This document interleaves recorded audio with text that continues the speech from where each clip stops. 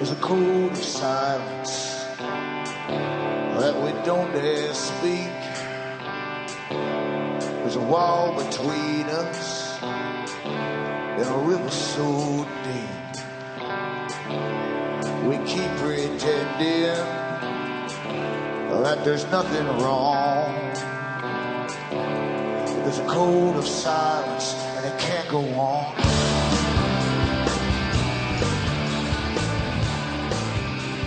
Hi folks, I'm Alan Watt and this is Cutting Through the Matrix on August the 20th, 2013. For newcomers, I always suggest that you make good use of the website cuttingthroughthematrix.com. There's lots and lots of audios for free download where I take you through the system that you're born into, that you take for granted simply because it's there when you're born. Your peer group does too, naturally. Your parents did as well. They didn't know to warn you. And all mammals are the same, actually. Mammals look towards the adults to give them clues as to what's bad for them or what's dangerous to them and so on. And if they don't do it with humans, the same thing. You think it's all quite natural. And we never question it. We're going to the workforce, we use money, and all this kind of stuff. But no one asks where the money comes from, who manages it and so on. And most folk are quite happy like that, in a little bubble, and they want to live their lives with as little problems as possible. So we live through a system that was devised a long time ago by private organizations, and I go through the private organizations that set themselves up, openly that is, because they existed for centuries, and in fact were behind many revolutions throughout Europe and so on, through the Middle Ages. But they're here today too, and sound very official, but they're actually still private organizations, big foundations, tax-free foundations, and they go under the guise of philanthropy.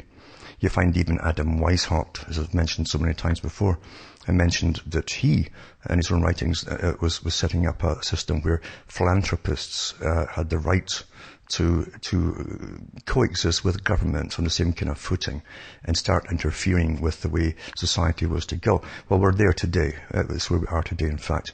And the Royal Institute for International Affairs, CFR, Council on Foreign Relations, same organization, different branch in America, but it's the same organization. They're all over the world now. We even have all the MPs for Europe and the European Parliament as members as well.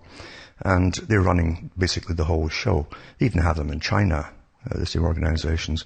So you're going through the big transition phase into complete privatization of everything that you thought countries were about and what democracy was about and so on.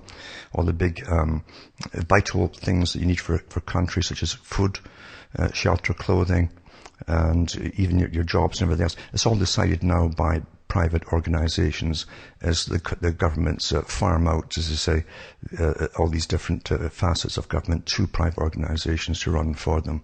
And they're out for profit, naturally, and technically too. I've mentioned this many, many times, like Charles Galton Darwin in his book, The Next Million Years, mentioned so many times throughout the book, in fact, that there's been slavery in one form or another throughout history. And says we, in the 1950s, says we are in the process of creating a more sophisticated form of slavery. In other words, you don't know you're a slave, but you're a slave to the private corporations, you're a slave to the tax system, you're a slave to all the hierarchy that's above you, you see.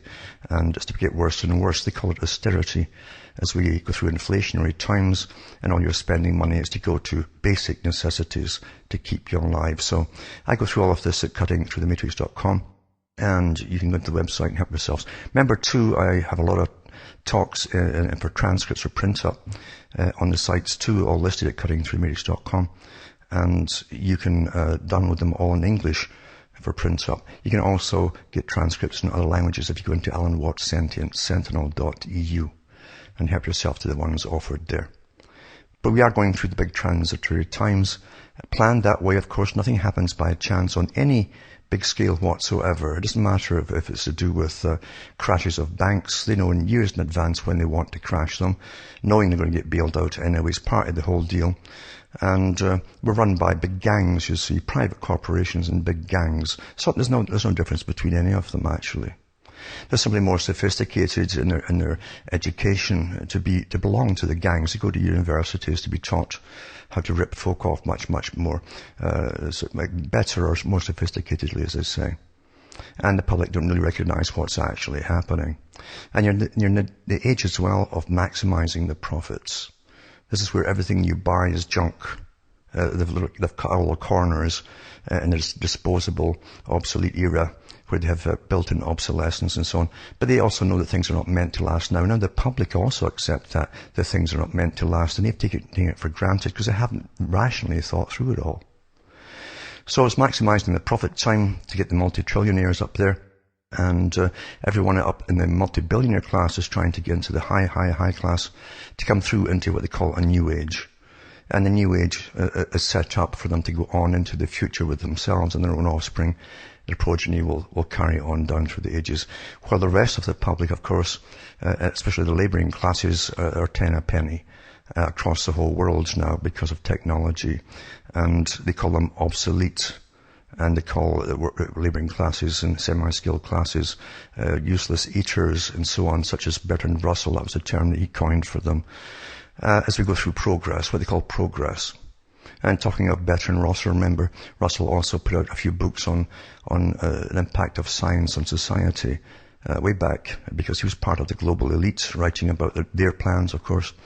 And he went through all the whole thing about useless eaters, etc., and who would become obsolete as the same people who are becoming obsolete paid all their taxes into governments and departments that were either into warfare development or else into warfare on the general public itself, psychological warfare and many other techniques as well. And it's all been done. So we actually pay to have our own chains built, and eventually our own extinction will come out of that too. And that's the plans. Now, I've gone through some of the things that sound horrific or crazy or even sci-fi type, like the Department of Defense in Britain, the big think tank that works for it. The futurists in the think tank released a 90-page document a few years back there, and I published it on CTTM.20. And if you go into the archive section there, you'll find them.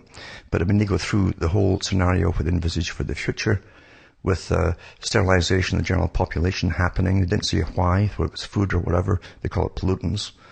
And also, which is also happening too, is the sperm count plummets in the West, or first world countries, I should say.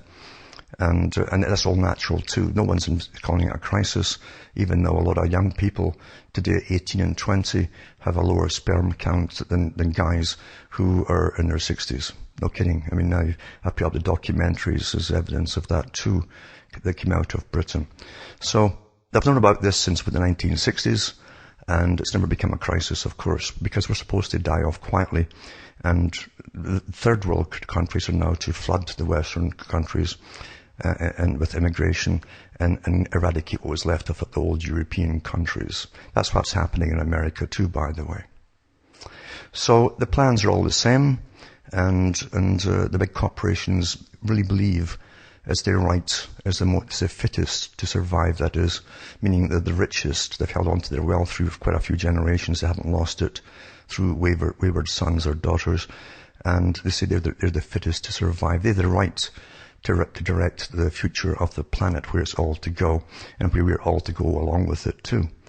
So we're run by private organizations. Now, when you see governments privatizing different sectors, in Britain, for instance, the whole job market is privatized now, and these companies are given massive grants by government to run these private organizations, and they also can actually take cash as well from people that they're trying to find jobs for, supposedly.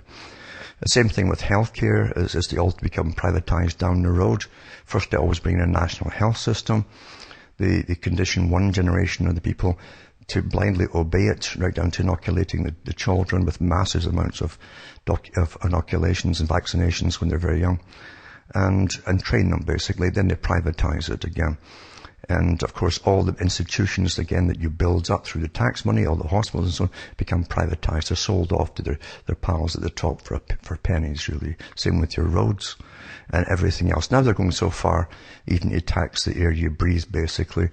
And Spain, they're taxing sunlight if you have solar panels. Not kidding about that.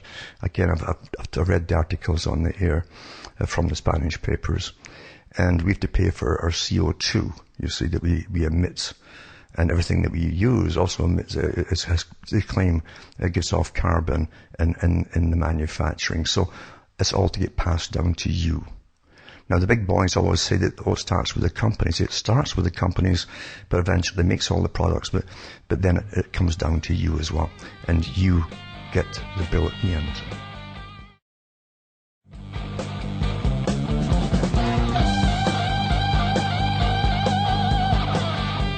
Hi folks, we're back cutting through the matrix and talking about privatizing of everything too. You can't complain. Who do you complain to once the institutions are privatized? The government says, well, we don't really run it anymore. It's privatized and owned by so-and-so. And that gets them off the hook. And the companies themselves don't bother responding to you. So that's the way it's supposed to go. I've mentioned before that even old movies gave you this predictive programming in it because insiders always knew what was happening. H.G. Wells, for instance, got a lot of his information for his stories from top professors in England who left stacks of stuff on his desk to do with what the future holds and so on. And it's all done through time, but to the present time it's the same thing again. I think it was Rollerball that came out with the corporate wars. The corporate wars were to follow all the national wars. The national wars, of course, were meant to standardize the planet into the same system, and then the corporations take over. Well, that's where we're going today, of course, is to standardize the last few countries that have held out to World Bank, private Federal Reserves, and debt from the World Bank and the IMF. So they're getting taught now to go into it. Other countries have to remain dysfunctional for a long time. According to Kissinger, he said if we can create factions in the Middle East of different Muslim groups fighting each other, he says they'll never be rational again. That we can do what we want over there, take what we want, etc. And that's what's happening today as well. Everything's planned years before. Now we know the Gulf War I was part of the strategy too, to get the wars really rolling off. And it's so interesting, people have forgotten about the actual Gulf War I and how it started and all the rest of it. But they talk about Saddam going into Kuwait. But what they didn't tell you at the time, or people actually were told before that, some time before that Saddam had asked even the representatives of Britain and other countries if he could go into Kuwait and stop them stealing the oil. What they were using was horizontal drilling rigs. They were drilling way under the border of Iraq and sucking out the oil. The oil fields, of course, in Kuwait had been set up by, guess who, George Bush's father and himself. He worked with them too for a while when he first was a young guy. And they got the ball rolling there for a war. So Saddam Hussein fell into that. And interestingly enough too, I just read another article about fracking there, where they're now using the same technology that they used there for getting into Iraqi oil from Kuwait. They're now using it for fracking in the US. They can do horizontal boring, etc., etc. So all war has its spin-offs, as they say, and technology that's used elsewhere. But we're going through the big changes, and people forget now we've been at war really since about 1991 or whatever to the present time. And these are all-out wars in a sense, as opposed to the covert wars they had all through Latin America with the School of Americas, where the US military trained assassins and so on to go into and penetrate the Latin American countries. Corporations are behind all of this too, because they're the ones who always benefit. And with corporate wars, once corporations take over, which they have done, it's been on the go for a long time, they have taken over. That was a strategy. The Royal Institute for International Affairs set up the private organization, of course. They came out of the Milner Group. They created the Boer War. Their own historian talked about how they set up the Boer War to happen, blame the Boers, and then Britain would come in with its troops, and that would save them money. And then, of course, they would simply loot all the wealth, which they did afterwards too. Now they're doing it with the whole world. Same agenda, folks. And if you read into the policies of the Council on Foreign Relations and the Foreign Affairs magazine they put out too, they always tell you what the future is to be. They told us, for instance, they were going to for the last year or so, they were going to get Mubarak out of Egypt, etc. Or the guy there, and sure enough, they got him out. They get what they want, believe you me. These are the guys who finance, along with the CIA and so on, and other countries too, the colour revolutions across the world, because they've been at this creation through their foundations of creating armies of non-governmental organizations, fully paid, some of them, and they're really just arms of these private organizations that go across the world protesting, setting up newscasts, etc., for the Western countries to watch and give you spins on everything too, or overthrowing countries like they're trying to do with Iran and so on. So you're living through amazing times as private, again, charitable foundations, as they call themselves, owned by the biggest bankers on the planet, create such massive armies of NGOs and overthrow governments or get the riots starting or the revolutions starting. And once it starts and it doesn't go well, they simply bring in the militaries. Simple as that. It gets rather boring after a while, of course. It does get boring because it's simply repetition, same agenda, till everything's privatized across the world. I've always said too, from the very beginning, as long as you have private banks, central banks, running countries' cash systems, you'll never have anything but this system. It can't be anything but this system. You find the biggest banks, in fact, like Goldman Sachs, literally own the military-industrial complex. All the big names, come under them. They own them all. They own them like a holding company. And it's simply escalating now because this is their century of change. That's what they call the century, 21st century. All the big agendas that were pushed even during the communist era, which was financed, of course, by the Western banks, especially in the States, but in London too, are coming to be fulfilled today under the guise of equalities. They flatten societies. They destroy culture completely, so that culture and societies can't stand up together as a people anymore. And once they can't do that, they're helpless. They're helpless, folks. And families too have been completely eliminated for the same reason. That's what the communists were for as well. Then government can talk straight down to you. There's no family around you to help protect you. It's perfect, really, isn't it, as a system? Now, from the Iraq War and so on to this article here, it's interesting that when George Bush was put in there, and I mean put in, not by the people, but the guys that already run the world, because the Royal Institute for International Affairs, according to their own historian, have put in every president and prime minister for 100 years now. So it says Obama Department of Justice asked court to grant immunity to George W. Bush for Iraq War, Part 2, basically, And it says, in court papers filed today, and the PDF will put up tonight at cuttingthroughmatrix.com. The United States Department of Justice requested that George W. Bush, Richard Cheney, Donald Rumsfeld, Colin Powell, Condoleezza Rice, and Paul Wolfowitz would be granted procedural immunity in a case alleging that they planned and waged the Iraq War in violation of international law. That's what they call the neocons, the group that they were. And you should look into it for yourself to get the meanings. It's got a very definite meaning, what they mean by neocon. It's very important. As his plaintiff Sundus and Shaker Salih, an Iraqi single mother and refugee now living in Jordan, filed a complaint in March 2013 in San Francisco federal court, alleging that the planning and waging of the war constituted a crime of aggression against Iraq, a legal theory that was used by the Nuremberg trial and tribunal to convict Nazi war criminals after World War II. The Department of Justice claims that in planning and waging the Iraq War, the ex-President Bush and key members of his administration were acting within the legitimate scope of their employment and are thus immune from the suit lawsuit, Chief Counsel Inder Kumar of Kumar Law said. So, of course, this will never happen anyway. No one's ever going to go to trial on any of these things. The only ones who go to trial are the guys you see getting executed, like Gaddafi, for instance, by the guys round about him, and that tends to, I don't know if it even shocks any people anymore. They're getting so used to it. But none of the guys in the West will ever go to in these tribunals. Tony Blair too, the one-man band, the only guy in Britain, it seemed, in the Parliament, who wanted to go to war with Iraq, and who was well rewarded for it afterwards too, was basically put in again by the same group, the Royal Institute for International Affairs. Back with more after this break.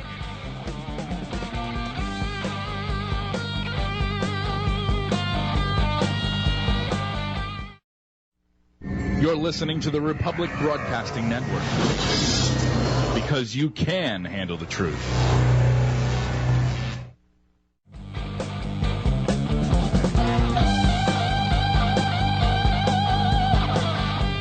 Hi folks, back cutting through the matrix and talking about the big system and how it's supposed to go. And it's supposed to go the way it's going. It's all designed that way. Big world meetings are held all the time with the big organizations that run the world, and the public are generally ignorant of it. They're kept in the dark about it because all the major media they're members of it too. All the big tycoons of the media are members of the Council on Foreign Relations, Royal Institute for International Affairs. So they go along with all of these things too. In fact, their job really is to have us running in circles, thinking all crises just happen out of the blue, and governments have to go into action and solve the problem immediately. And nothing is further from the truth. Especially wars. I mean, they're planned many, many years in advance in the strategies and so on. Also, I've mentioned many times about the National Health Service and how it trains the public to get more and more inoculations, vaccinations. And, of course, pharma's behind it, big pharma, because they get huge contracts, 10-year contracts for this one or that one or so on. And it's big money, basically guaranteed. So the more they can get out there for the public to consume, and the government mandates it into law, then the richer they get at the top. This is a time, again, for corporate wars and corporate enterprise, maximizing profits and utter complete greed like never seen before on the planet. So they're pushing all the different vaccinations, and many of them are just junk. I've mentioned even with this one to do with Cervarix and other things and so on, and even the woman who guided the actual laboratory tests for all these things. At the time, she said during one of her talks that it was all bunkum, basically. It didn't do any good at all. But it's awfully good for the pockets of the guys in big pharma that makes all of the vaccinations. Now, part of the National Health System is to bring in mandatory inoculations in the States. And I say that because that's what they brought in Britain. That's what they did once they brought in the National Health Service as well. And so the medical staff simply push all the drugs into you and all the vaccines into you as well on behalf of the big boys that give them all the big grants and so on. And this article here talks about the push, of course, on stopping the human papilloma virus that supposedly causes cancer. And actually, there's a very small percentage get cancer from it, if at all. And even then, they can't tell which virus it is because there's dozens of the viruses which can cause it. And supposedly these vaccinations only are meant to guard against 3, and they've never done any long-term study to see if it actually works at all. But what we do know is a lot of fallout from it too. People who get terrible side effects, young girls especially. And this says, my daughter Cervarix and MECFS, coincidence or not, in other words. And it goes into myalgic encephalomyelitis, chronic fatigue syndrome, and different fallouts after this particular vaccination. I'll put that up tonight too at cuttingthroughthematrix.com. And we get these statements coming out too. This is supposed to be news. You understand that most of them is when they sensationalize something in the news, it's just something you fill the rag with, basically. The mayor is under fire after claiming the riots were the best thing to happen in Tottenham in a while. That was the 2011 riots. So the mayor of the London Borough, the centre of the 2011 riots, has been criticised for saying that they were the best thing to happen. And this is Sheila Peacock, who was elected mayor of Labour-run Haringey Council earlier this year, caused outrage by speaking out during an online video documentary. The documentary is What is Wrong with Tottenham, was made by Anthony Tim Kwanmaya Yawa in June this year. It only came to light last week, however, when locals and fellow councillors at Haringey Council spotted the 8.5-minute documentary, which has been viewed 705 times so far online. During the documentary, Mrs. Peacock, former headmistress, says the second riots that we've just had was the best thing that's happened for a while. My reason for saying it is all of a sudden the government is now starting to pump money into Tottenham. It's amazing how money is supposed to fix everything, isn't it? From global warming to carbon pollution it's all your money, mind you, because government doesn't have money, they just tax it from you, etc., etc. But it says, because Haringey is an outer borough, London borough, so we don't get as much money as Islington or Hackney, and we've been struggling for years, it says. The leader of the Liberal Democrats at Haringey Council said the mayor should apologise immediately. He said this is extremely insensitive to the victims of the riots, some of whom had to flee burning homes or lost their livelihood. I hope Claire Peacock apologises. The riots, which spread throughout the UK over 4 days, August 2011, are being believed to have costed taxpayers £300 million and ended in nearly 4,000 claims for damages. 5 people died as the riots took across UK, with people looting shops and burning down buildings as well. And there's a whole bunch of groups involved in this. These things don't happen by themselves. I've gone through again the Department of Defence's scenarios for the future up to about 2050, and they predicted they have these flash mobs that would use cell phones and tweets and so on to get together, and in other words, the governments can also instigate it too, and all the youngsters will simply follow. Any group can actually instigate it, in fact, so easy, and the followers never know who starts it. It's so easy today, isn't it, to get everything going. And also, it says the feds give millions in contracts to firms owned by fictitious people. A Maryland woman, I've mentioned this before, but it's so interesting to see how the government throws out money. Now, you'll find actually most of the fictitious companies or people are actually for black budgets that governments are always into. They have so many operations on the go, and how they get round and keep out the books actually, what they're spending money on for black budgets and black ops, they tend to do in this kind of way. I even mentioned before in Britain, where it came out that the government during the Cold War had so many of these organizations listed that they gave money to, and one of them even was supposed to freedoms for lesbians or something. It was a big one, and it didn't even exist. This organization didn't exist. It's got a little office there, and the money was funneled out to spy agencies for Britain. So it's the same thing in the States too. You understand, reality is far removed from what you've been taught. I mean about everything you've been taught, folks. It really is. Even what you think government is. Your whole perception of what it is fake. I'm sorry to say. And also too, in the corporate wars, in the EU corporation that runs the Parliament of Europe on behalf of their masters, have been at war, of course, with Iceland after Iceland, as you know, did refuse to join the bail-ins and so on, and borrow money from the big banks and tried to get out of the hole. They simply put guys in prison, the bankers themselves, and cancelled their own debts and says, no, we're not, and let the banks crash. Let them crash because they were all in it together with all the banks in the States and England as well. Anyway, it says, so they're still going to war in a sense with Iceland. So they won't forgive this in the big banks, banking system. It says Iceland and the Faroe Islands make demands over EU fish sanction stance. And now a lot of money was pumped into the Iceland economy when they realized where the world was going many years ago, and they tried to revitalize the big fishing industry. And so many folk now there make their money off it and their whole living off it. But, of course, the EU, this super Soviet system that nobody wanted, but again, the Royal Institute for International Affairs drafted up the whole thing to amalgamate Europe under this big Soviet system parliament. And that was done a long, long time ago, folks. They also drafted up the ones under the CFR for the NAFTA agreements and amalgamation for the Americas. Anyway, it says here, the Prime Minister of Iceland has accused the European Union of an ongoing campaign of threats and breach of international law over the issue of fish quotas. The EU has already agreed sanctions against the Faroe Islands, claiming the country is guilty of overfishing mackerel and herring. The Commission wants to bring forward similar measures against Iceland. The moves are being supported by Scottish trawlermen. It's a statement from the Faroese Prime Minister's office said the government had requested an international tribunal to declare the European Union in breach of its obligations under this UN Convention on the Law of the Sea.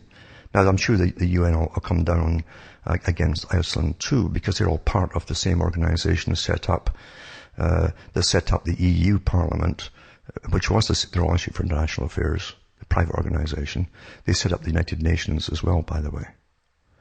So they use that as a tool where they get countries to agree to all kinds of treaties. Then they sign on to it, then they lose all the rights. Canada did the same thing, of course, and it put all the fishing business in the East Coast out, while they allowed Spanish trawlers to come in from the EU and literally deep sea trawl everything, including eating the eggs of the fish away, to leave hardly nothing at all. An average guy couldn't go out in his little rowboat. That was made illegal by the Canadian government, because they're part of the system too. I understand the system is global, folks. It's a global club. Anyway, so here they are hammering Iceland too, one way or another, try to starve them out and again get them into poverty and so on by refusing to allow them to do their natural fishing, etc., etc. And also tonight too, the first objections to Detroit's bankruptcy are being debated right now. It says dozens of creditors, unions and retiree groups Monday objected to Detroit's eligibility to file for Chapter 9 bankruptcy, setting up a fierce legal battle will determine whether the city's bankruptcy case can proceed. All to do with can they actually legally bankrupt them or not. Back with more after this.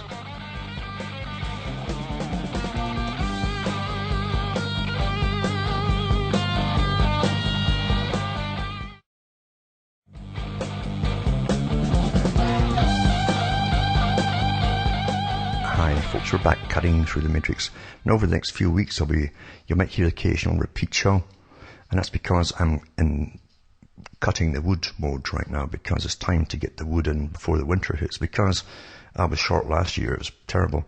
And we get long winters here in Canada, and they seem to be getting longer, in fact. I was burning, I had the fire on even into June. That's how cold it was. And here we are right now, getting the wood in right now for this coming year as well. And it's going to be an early winter, I think, too, and heavy as well. So if you hear the occasional repeats, it's because I'm out cutting the wood. It's got to be done, and I can't afford to buy the stuff too. And I should mention too, remember you can buy the books and discs at cuttingthroughthematrix.com, where I go into chronology and down through the ages, the histories of it and so on, and how again, nothing's really changed. It's just your perceptions have been re-engineered by psychologists and behaviorists and so on to give you what you think is really an upstanding type of system with good, honest people running the whole show. Nothing is further from the truth, folks. The people who get to the top are hand-picked. Basically, they're psychopathic in nature, and they're characters you wouldn't want to even meet, and they're mixed with at all. And that's how it is. It's how it's always been, unfortunately. We're in a cutthroat time, and it's rather nasty out there across the whole world. Some countries are getting slaughtered, actually, and then the oils and so on, and all the big things are stolen from them as well. And in fact, I should try and mention tonight too about the I think it's the museum Egyptian theft. You'll find this with the US wherever it goes in, with Britain too, but the US will do it. And they had a documentary when they went into Iraq. Before they went into Iraq, it was actually a few months, 4 or 5 months beforehand. It was put out by the CBC, I believe, and they showed you private collectors bidding in the States for all the artifacts in the museum, the top museum that they had in Iraq. And when they went in there, sure enough, the troops surrounded the place, and nobody went in except these private guys, and they looted the place and got the stuff out of the country. The British paper said it was fenced through Israel to private collectors across the world. Same thing's happening now. The biggest museum theft in Egyptian history, over 1,000 artifacts stolen. And it says, as Egypt plunges deeper into political turmoil, looters take advantage of the situation, and the latest robbery of the Malawi Museum in the city of Minya, 300 kilometers from Cairo, has been the biggest of its kind in Egyptians' living memory. Looters got away with more than 1,000 objects, including a prized 3,500-year-old limestone statue, ancient beaded jewellery, gold and bronze Greco-Roman coins, pottery and bronze detailed sculptures of animals sacred to Thoth, one of the ancient Egyptian deities represented with the head of an ibis. The building was initially vandalized last Wednesday with looting and burning going on for almost a week now. Now, you'll probably see in the papers, again, it'll be fenced through another country, and the private collectors will simply be collecting it again. This happens all the time, and suppose it's been done on behest of the most civilized countries that are backing all of this stuff. And of course, nothing is for them. That's really how it is. We're living in barbaric times, and those at the very top of the tree, who have been CEOs of the biggest corporations, who have been at war with other corporations for years because they don't like competition, are running countries and governments and so on, folks. It's not nice out there at all across the world. And eventually the big eating machine of war comes back home to roost, where there's nothing left to eat up. And that's why they're preparing the US and the Western countries for massive riots and so on as you go into austerity and have to pay for the cost, the tax cost to supply armies and so on, so the big private corporations can loot the countries. Very simple, isn't it? Also, I'll put NAFTA on steroids up tonight at cuttingthroughthematrix.com, the Trans-Pacific Partnership and Global Neoliberalism. It's quite a good article, actually, and it goes into a world without democracy, ruled by technocratic elites, serving the interests of US and global capital, protecting investor rights against national laws and regulations, is now being created in secret negotiations over free trade treaties, one of which, the Trans-Pacific Partnership, may be sewn up this fall, and can popular will stop it. For 4 decades now, we've seen corporate-led neoliberal globalization transforming nation-states into globalized states to serve the interests of transnational capital above the interests of national populations. This tendency has been strong in the states both of the global north and the global south. Everywhere sovereignty is being compromised. The ideal political system was suitable for such globalized states as polyarchy, since it's legitimately relatively autonomous elites rule, it says. However, even in such a managed democracy, and democracy is in quotation marks, there are moments when elites can be made accountable to national populations through the struggles of social movements. Then they go into the Occupy stuff and all the rest of it. And I'll give you a bit of history on Milton and other ones, such as Milton Fiske, I should say, who wrote The State and Justice, an essay in political theory, and so on, and how the classes divided, etc., to fight amongst each other as they loot you and bring you down the ladder, basically, to a lower level. And it goes on into popular sovereignty gone with globalization. Well, that was always the plan, folks. When you're going to globalization, you always give up sovereignty. The war on terror, if you remember, was meant to give up your personal rights and all the freedoms for safety. Same thing again, you see, and give all the powers to the state. So everything works together because there's only one big group at the top running the whole show, folks. And it's not the ones that you elect. The ones that you think you elect, at least, they're put in from the top down to you. And they serve their masters. And they really profit from their masters. And they believe in the system, too, that they're bringing in for themselves. They really do believe in elitist policies for themselves. Now, Mayor Bloomberg, who really sees himself as a new, I don't know, Moses or whoever he is, of a big, massive city, he's made some outrageous statements in the past to do with his private army, basically. He's got the biggest army, which is police force, and he's tried to get people to stop drinking the sugary drinks and so on. He wanted to outlaw them. And now he says that the city should fingerprint the public housing residents. This is a bit to boost security at public housing complexes. Michael Bloomberg this morning suggested fingerprinting residents so they can access their homes. What we really should have is fingerprinting to get in.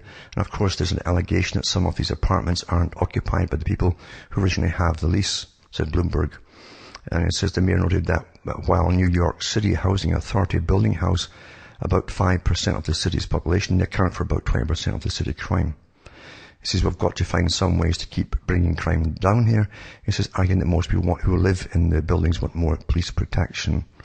If you have a stranger walking in the halls of your apartment building, don't you want somebody to stop and say, who are you? Why are you here? Because the locks on the doors with so many people coming and going, you really can't, he says. So if they fingerprint them, and again, use the electronic entrances with your fingerprint, he says this is going to make it safer and more secure. Well, all they'll do is be cutting off folks' thumbs, folks, just like you see in the movies, to get in. If they want in, they'll get in. And of course, it doesn't stop the agencies and all the special agencies from getting in either.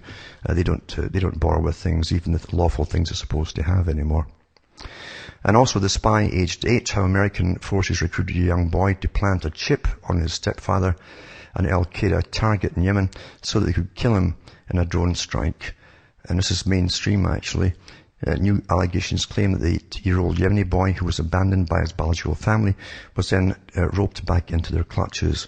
The boy's biological father works for the Yemeni Republican Guard, which helps U.S. forces, and they asked to have an Al-Qaeda operative located. The operative had been added to the U.S. kill list, Obama's favorite kill list. The Republican Guard knew that one of their officers' children had been taken in by that target, Adnan al-Qadi, so they called the biological father and asked him to have his son place a chip on the surrogate father. The boy complied, and then days later, Qadi was killed in a drone strike. So this is how you perfect your target tracking system. And they're using children now to put tracking devices on people. This is the most supposed advanced country in the world behind this, the US.